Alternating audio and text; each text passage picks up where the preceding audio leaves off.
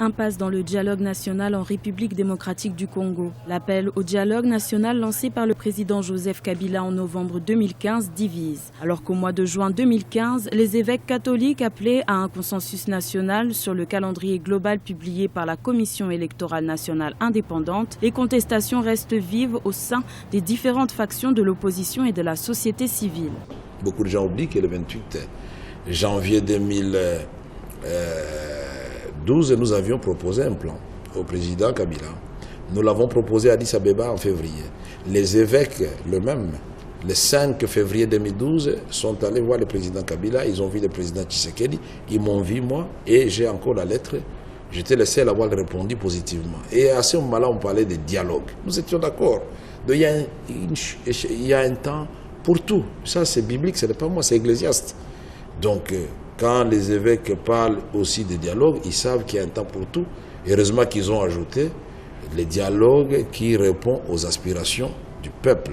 Le 28 janvier 2016, le leader de l'Union pour la démocratie et le progrès social, Étienne Tshisekedi, a expliqué son refus de prendre part au dialogue national dans une lettre adressée au médiateur de l'Union africaine, Edem Kodjo. Malgré que la Constitution n'autorise que 2 mandats présidentiels successifs, le parti au pouvoir interprète le dialogue national comme une nécessité. Il y a une portion congrue de l'opposition qui hésite. Mais ils ne sont pas contre le dialogue, le principe du dialogue, et ils hésitent quant aux modalités pratiques.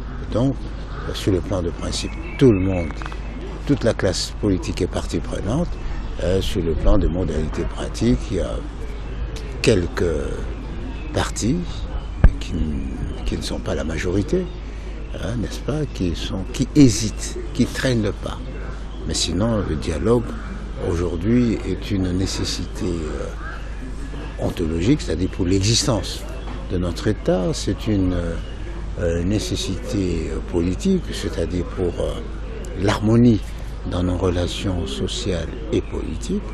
Aujourd'hui, le dialogue s'impose. Aucune date n'a pour l'instant été fixée pour ce dialogue souhaité par le président Joseph Kabila. Certaines factions de l'opposition prévoient d'organiser des manifestations pour réclamer la démission du chef de l'État au terme de son 2e mandat. L'élection présidentielle en République démocratique du Congo est prévue en 2016.